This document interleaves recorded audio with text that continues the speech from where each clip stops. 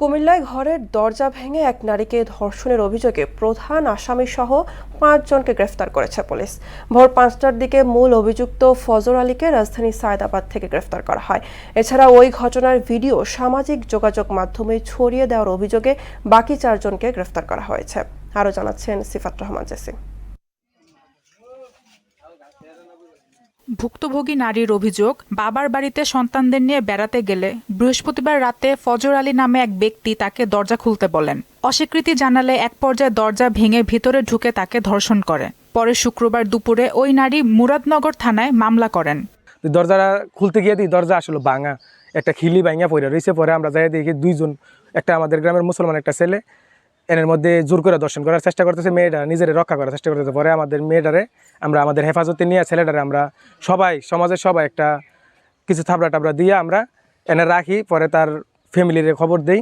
ওই ঘটনার ভিডিও সামাজিক মাধ্যমে ছড়িয়ে পড়লে ব্যাপক জনরোষ তৈরি হয়। অভিযুক্তদের গ্রেপ্তারে তৎপর হয় পুলিশ। প্রধান আসামি ফজর আলীকে ঢাকা থেকে গ্রেপ্তার করে পুলিশ। এছাড়া সুমন, রমজান আলী, আরিফ ও অনেক নামে 4 ব্যক্তিকে গ্রেপ্তার করা হয়েছে নির্যাতনের ভিডিও সামাজিক মাধ্যমে ছড়িয়ে দেওয়ার অভিযোগে। মুরাদনগর থানার রামচন্দ্রপুর গ্রামে এই সংক্রান্ত একটা মামলা হয়েছে। একজন প্রবাসীর স্ত্রী উনি বাদী হয়ে মামলা করেছেন। আমরা এই মামলার প্রধান অভিযুক্ত মোহাম্মদ ফজর আলী নামে তাকে আমরা গ্রেপ্তার করেছি এবং ঘটনার সময় কিছু লোকজন ভিকটিমের কিছু ছবি ভিডিওগুলো ধারণ করে সোশ্যাল মিডিয়ায় আপলোড করে এবং এই অভিযোগে আমরা ইতিমধ্যে 4 জনকে অ্যারেস্ট করেছি। সর্বমোট এই ঘটনা আমরা 5 জনকে আটক করেছি।